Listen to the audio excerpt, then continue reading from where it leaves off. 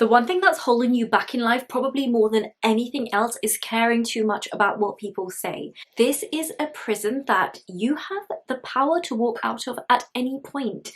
It's literally in your hands if you are willing to do the mental work and escape from this obsession with what people are saying, thinking, doing, and how they're judging you. However, the vast majority of people actually live within this prison their entire lives, and as a result, they never fulfill their true purpose and potential, and that's honestly so sad. This video is all about taking back your power so you are not so fixated on what people are saying or thinking about you, and that way this mental space will be freed up for you to finally focus on yourself and go after your dreams, your dream lifestyle with confidence and mental resilience. My name is Anamiqbal, and this channel is all about self-improvement, becoming our best selves, getting rid of all the things that are holding us back in life, and really just thriving.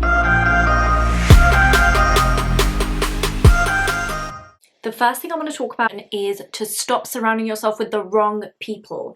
This is literally setting yourself up to fail. If you are surrounding yourself with people who are really judgmental, who completely just love backbiting, love gossiping, love to bring people down, then all of that stuff is being internalized, and you will start to think in that way. You'll become so hyper conscious and fixated on the way people are perceiving you. It is so extremely unhealthy, and you know exactly the kind of people I'm talking about. The people that will say, oh, look at what she's wearing, or how dare she speak in that way, it's so cocky, or it's really overconfident. I mean, confidence is something that we should be really inspiring each other to have more of, really, but it's so sad because a lot of the times it can intimidate people, and then they can start really backbiting about the person who is coming across very self-assured and just looking for ways to bring them down. And it's just really a reflection of how they feel about themselves. They probably don't have the confidence to maybe rock an outfit that's that colourful or out there, or to go on stage and deliver a speech in front of so many people. It's not something that is lacking in that person who's being judged. It says so much more about the people who are doing the judging. So if you just take a little bit of a look around you at your social circle and be as honest as possible, are the people in your life elevating you? Are they making you feel more confident, or are they bringing you down and bringing down the other people around you as well? According to psychologists, you are likely to be like the 5 people that you spend the most amount of time with. Do you want to be like people who literally sit around and judge others while never really making any progress in their own life?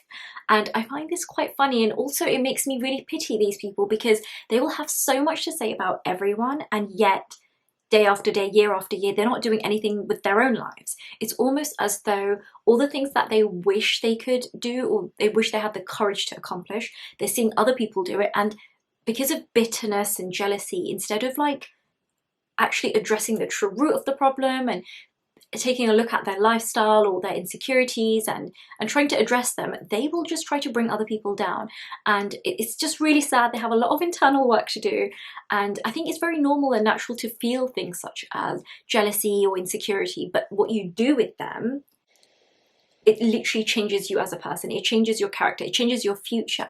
You do not want to surround yourself with people who really thrive off that energy, off that gossip, off that backbiting. And I'm going to speak with an example over here now. So when I first started posting on Instagram, like more as a content creator, like making it clear that I am interested in being a content creator, there were so many people on my Instagram that, I mean, you know, friends from back in the day, or just like people in my community, that I was like, I know they're going to be sitting there and judging every single thing I do. And it really used to play on my mind, and it used to hold me back. It used to prevent me from posting sometimes for weeks or even months. And I just decided I needed to get rid of these people from my life. I needed to either mute them, block them, delete them, do whatever I needed to do so that I could actually progress and not have that stress and not have that, I would say, mental block where it's like, instead of thinking about ways I can be creative or really unleash my creative energy through content creation, I'm thinking about, oh my gosh, this person's going to be stalking me and thinking XYZ about me. That is not the vibe. We do not want that. So the solution is fairly easy. Just get rid of these people as much as you can. I mean, I guess it's easier to let go of friends, But with regards to family, it can be a little bit more difficult. If you do have certain family members who bring you down, I would say to just distance yourself as much as you can, so they no longer have so much of an influence on your life, on your mindset, and they no longer have so much access to you. The second point I want to talk about is how important it is to have a strong sense of self.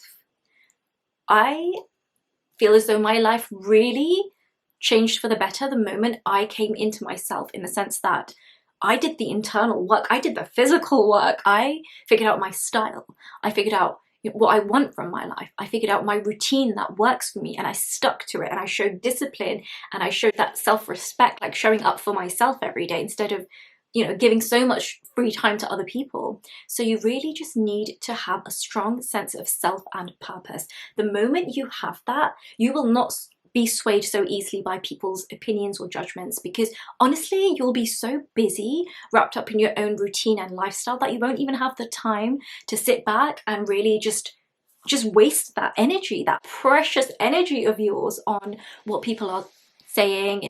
If you do not have a strong sense of, you know, discipline, routine, and self, you know, like what you want from your life, what is your purpose, you will always be swayed by gossip, by what's happening around you.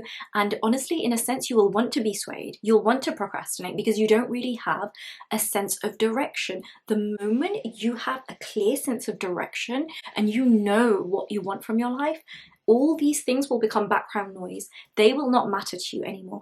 And it's not so easy to just get it like that. It took me a lot of time, and I did have to do that physical work on myself, you know, taking care of my health and fitness, taking care of my mental health through various things such as therapy, journaling, and just giving myself that time through solo dates and just figuring out what I want separate from what people are saying around me or what's going on around me. There are certain things that have really helped me in building a stronger sense of self. Firstly, to be obsessed with my routine. I honestly cannot emphasize enough how much this has an impact on you at an everyday level, and then a monthly and also annual level. Like, this is the secret to changing your life around, is literally in your everyday habits. So you need to be strict with your routine and do something that basically works for you in your routine. Like, every single person is different. So for instance, I'm a writer by profession. Sometimes I write better at night, and then I kind of flip my routine over a little bit.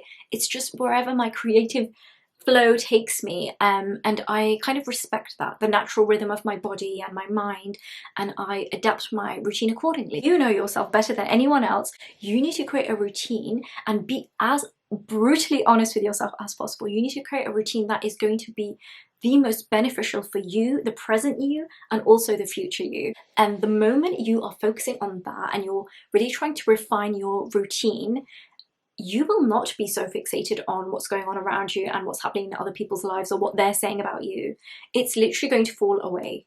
Another thing I want to say with regards to routine, because I'm a big promoter of just loving your routine and being obsessed with it and not letting it stress you out and being like, you know, just trying to get away from it, because that's just never going to work.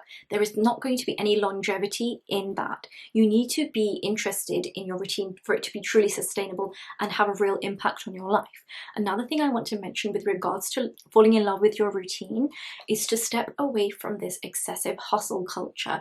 You do not want to constantly be thinking about money and you know, just hustling. It should be a nice balance of nourishing your mind, your body, your soul, everything in equal measure. And that's truly when you will create a sustainable routine that just takes you to places. The third thing I want to talk about is the art of stoicism and detachment. Okay, let's be honest. The first point that I made about moving away from negative people, yes, to some extent it's in your control, but not completely. Throughout your life, for the rest of your life, you will encounter difficult situations, difficult people, and you will have to hear things that make you uncomfortable, or criticisms, or just really horrible things. Like, for instance, I'm an author.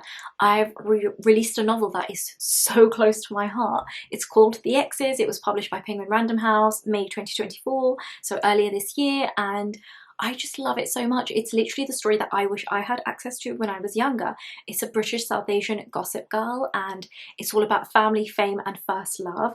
It's set in the heart of London. It's to do with a bunch of teenagers, and it's their journey on just so many different things, discovering themselves, their faith, their identity, and also at the heart of it all, the romance. It's proper swoon-worthy. So it's the story of my heart, literally, and yet there are people from my community, the British South Asian Muslim community, who find it to be too out there. You know, it's certain, I would say it's very, very few people, and it's more so the people from the conservative community that have had issue with certain aspects of the narrative because it's very real. I didn't hold back on talking about all the things that I experienced growing up, whether it was gender inequality or Islamophobia, or, I mean, there's even certain aspects of violence near the end of the novel, which I'm not going to go into detail, and I'm not going to spoil anything, but it was all so authentic to me, and I'm so proud of it. I wrote it exactly the way I wanted to write it, and I love it. But there are people, I mean, you get a mix of everything. I've had so many amazing reviews, and I've connected with so many people who just really enjoyed it and really want to converse with me about the varying themes in the novel. And then I've also had people really criticizing it, and you know what, I've learned to just detach and not take things so personally. Obviously, my novel is a really personal project. This is something that I kind of delved into my own personal experiences. I tapped into what I saw around me in my community whilst I was growing up. So there is a lot of me in this novel, even though it's not, you know, about me. It's purely fictional, but it's very close to my heart. Of course it is. I'm the author, and I wrote it with so much passion. It was a passion project, and yet I've learned to detach now. So whatever people are saying about my novel, it's no longer making me cry buckets the way it did at certain points. And I think even that was a good experience for me, because it taught me how I should detach. If I want to carry on being in this industry and thriving in this industry, I'm going to have to learn how to really handle such criticism and get a thicker skin and be mentally resilient and get on with it. With my second book, which I recently finished writing. Stoicism is actually a philosophy that flourished in ancient Greece and ancient Rome, and it's essentially all about the art of just focusing on what you have control over and letting go of or accepting what you don't have control over. So for instance, I don't have control over what people are saying about me or my work, but I do have control over trying my best and just being as honest and authentic as I can be in producing good quality work, and in being as authentic as I can be as a person, and just enjoying it when people are able to connect with me and with my work, and just understanding that not everyone will, and that's okay as well. And having that sense of detachment from people in conversations or social settings gives you so much power. Honestly, once you start doing it, you just feel this beautiful sense of ease and just calmness and peace, and life feels good. Thank you so much for joining me for this video. I absolutely love the fact that I've started a YouTube channel and that I'm connecting with so many of you. Please do like, comment, subscribe. I absolutely love this community. I find it so wholesome and just engaging. I'm so excited to be a part of it. Thank you so much for watching till the end. I will see you next time. Bye.